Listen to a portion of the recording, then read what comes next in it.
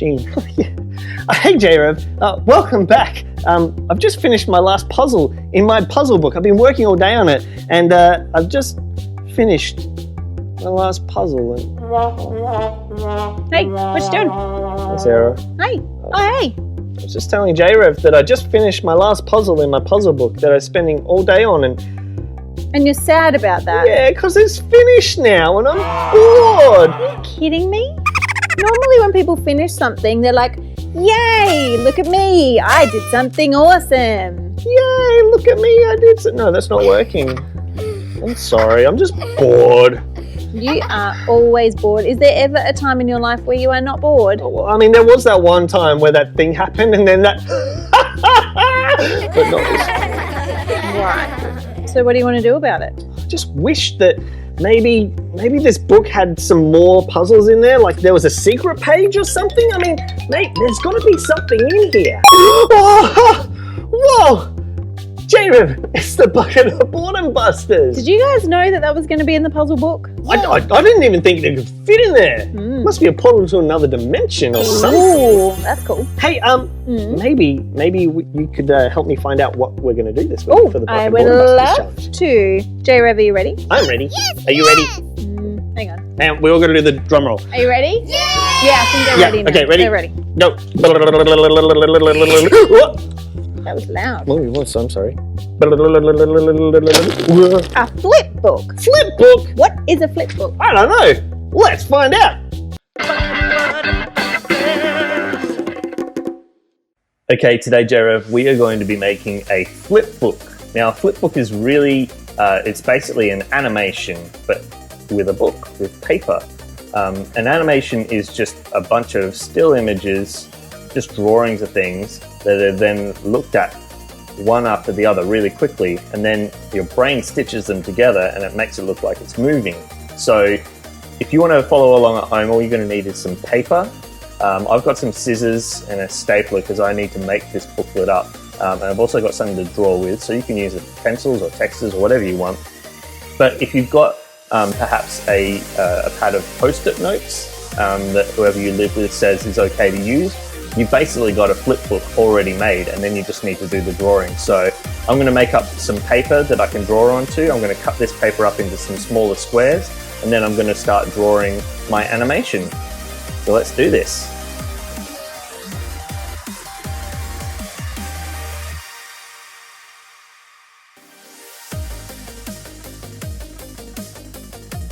Alright, so we've got our paper more or less the same size. I might still trim this just to neaten it up a little bit, but basically we just want to make a stack of paper that's all kind of folded up in one spot. And then we're going to staple one edge, and then we're going to start drawing pictures that are going to move around as we flip the book. So I might just neaten up some of my pages just so that they're a little bit closer to the same size. If you want to use a ruler first, then you can do that way, and then you're going to have a nice neat flip book. But I'm just going to do it kind of quickly here so you can see how a flip book works.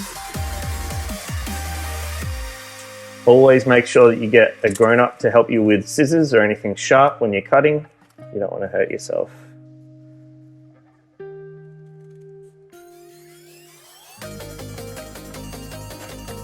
Alright, so we've got our flip book that's pretty much the same size. All of our pages are together.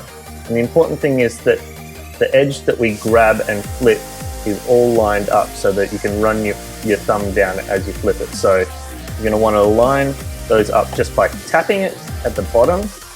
So all the edges of the page are flush, they're straight with each other. And then you're going to want to get a stapler, and you're going to staple.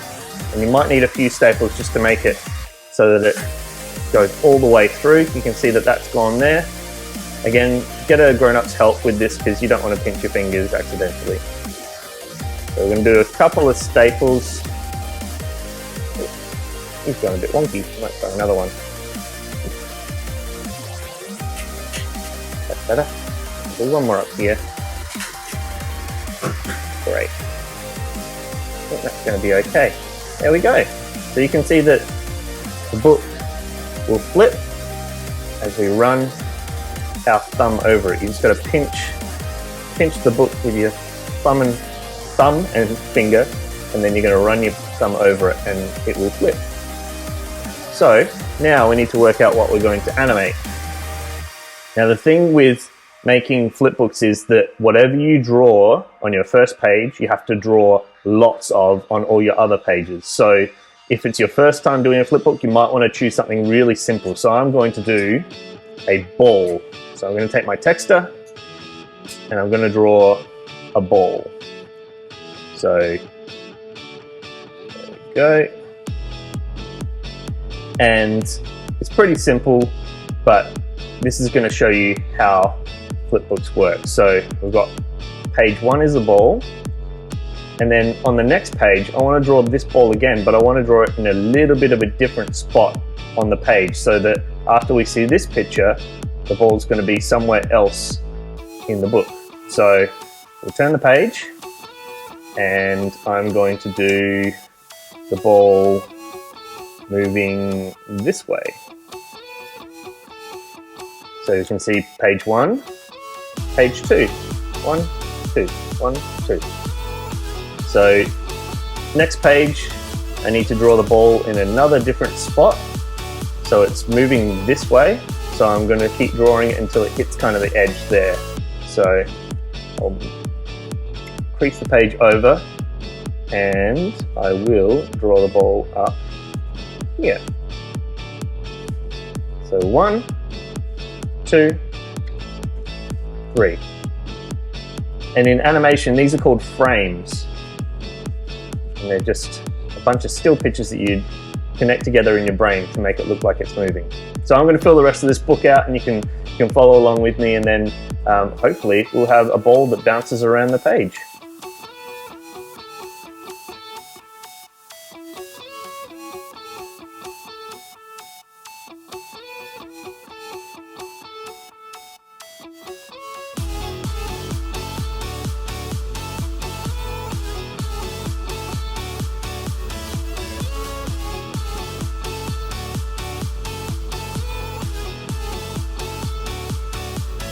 Alright, so as you can see, we've done one drawing on every page in the flip book, and the ball is in different spots. I've also done some things called motion lines in some frames, so you can see as it approaches the edge of the page and it hits, the ball squashes a bit and there's a couple of motion lines that make it look like it's kind of gone. So, and then it bounces off and you can see it's got some speed lines that are making it move in that direction. So that will help your eye see where the thing is going. So all you need to do now is to test the book, and let's see if this has worked.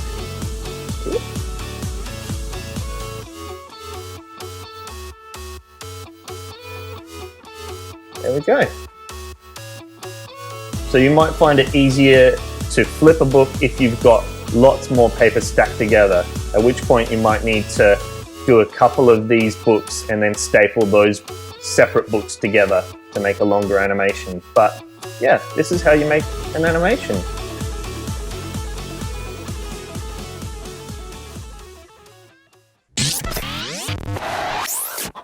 Hey, that was a cool flip book. Yeah, it was really fun, and it shows people at home how you can make animations. Yeah, it's actually way more simple to make animation than I thought. Because I think in my mind, when I think animation, I think like Disney and Pixar and all of those, you know, that's true. But you can actually just do it on paper. Yeah, you can make one at home. So I would love to see if JRev could come up with some animations. Do you remember Jude sent in that Lego animation? Yes, he did. It was awesome. That was so cool. And he sent it in to us at our JRev Letterbox. The letterbox is so lucky because it gets to see everything that comes through first. I know. I wish sometimes I was a letterbox and you just post letters into my mouth and I'd be like, oh, that's fantastic, thank you. I don't want people to post letters into your mouth. Rather that doesn't happen. But you know what, Sarah? What? JRev just need to find the email address to send it to, and then Where is it? it's missing again. We keep on doing this, but you know what, Sarah? What? We worked out before that this puzzle book that I just finished is actually a portal to another dimension. Because the bucket of boredom busters came from there, and so therefore we should be able to find the address. You predicted that. Well, look, I kind of knew that was probably going to happen. But JRev, if you've been doing something really fantastic or even just really boring, but you still want to share about it, we would love to see it. So get a grown-up to help you send it in to the address on your screen, and we can show it in the gallery. Oh, should we go check it out? Oh, What's yes, in the please. gallery? Yes. Okay, on 3, 1, 2, 3. Let's all go to the gallery.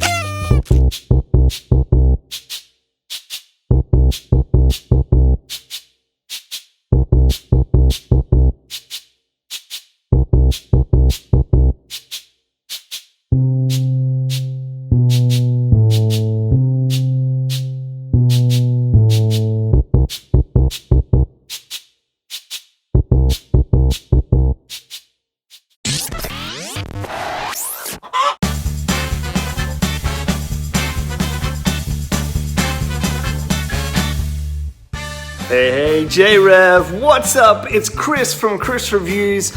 I do the reviews so that yous don't have tos. And welcome back for another week of me reviewing things. Once again, I can't find my glasses anywhere. I think maybe the dog might have buried them, but that's okay. The show must go on. This week, I'm going to be reviewing one of my favorite things in the world. Check it out. It's Lego. See that? Focus. I'm not sure what it's supposed to be, so I'm just going to open it up and start playing and see what I can make. All right, let's do the unboxing. Okay, so it's got some plastic packaging here. You can see all the bricks inside. I'm really excited about this one. Let's just tip it all out. Awesome. All right, you can see that we've got some 1x3s there. We've got what looks like maybe a 1x1 there. This one's maybe more like a 1x4 perhaps. It looks all the same color, so maybe it's a statue. I'll start building something, shall I? All right, one goes there, one goes there, and there. Let's stay up. I'll try that again. And then the ear.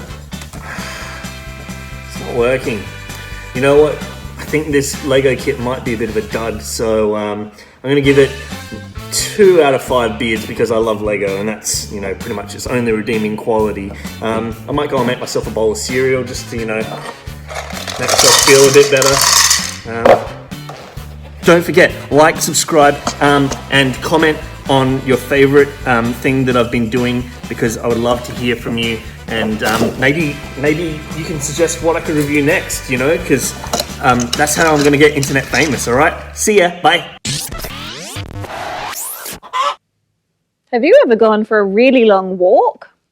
So today we're going to be talking about a group of people that we've been talking about for a couple of weeks. So we encourage you to go back and watch the last 3 weeks' episodes. But here's our friend Moses. Hello. And Moses was the leader of God's people called the Israelites. Now, the Israelites didn't always follow God, did they, Moses? No, they really didn't. You see, Moses had led God's people out of slavery, out of Egypt. And Moses had done some really brave stuff to help keep the Israelites safe. But do you know what the Israelites ended up doing about that? They just did not stop complaining. See, God had done this super awesome, amazingly cool thing for the Israelites. He'd kept them safe, he'd got them out of slavery, and they were very quick to forget all the good stuff that God had done for them. So they started whinging. Did you get sick of them complaining, Moses? Oh, they just kept on whinging. My feet are sore. Where's the toilet? I don't have anything to eat. He stole my donkey. I don't even have a donkey. You see, all this whinging proved that the Israelites had forgotten how good God had been to them and that he always would take care of them. Silly Israelites, they should know better by now. But you know what? We actually do exactly the same thing. See, God's been really good to all of us as well. And very, very quickly, we seem to forget that. But you know what's different about God? He is like the most patient, like super awesome level patient ever. Like if you think about how patient maybe your mum is or your teacher is or your dad is, whoever looks after you, God's like times 50 billion trillion patient. So even though the Israelites were complaining and grumbling and whinging and saying, I'm so hungry, I just want to go home, God heard them and he still cared for them. And God turned into like an Uber Eats driver in the middle of the desert and delivered food for them from heaven. What? And it wasn't just a once-off offer. God looked after these guys while they were wandering around grumbling in the desert for 40 years. That's longer than I've been alive, and I'm pretty old. You see, God knows that we aren't perfect. He knows that we kind of forget stuff like how good he is and how awesome he is and how powerful he is. He's just so patient with us. And even when we grumble and whinge and sook and have a cry about all the things that we wish we had, God still takes care of us and makes sure that we get what we need. So, if you don't remember anything else, please remember this. God is patient and he gives us what we need. Did you say God has a spaceship and he's picking up Steve? God, I need a ride too. I'm coming. Oh, help me to be patient. No, I said God is patient and he gives us what we need.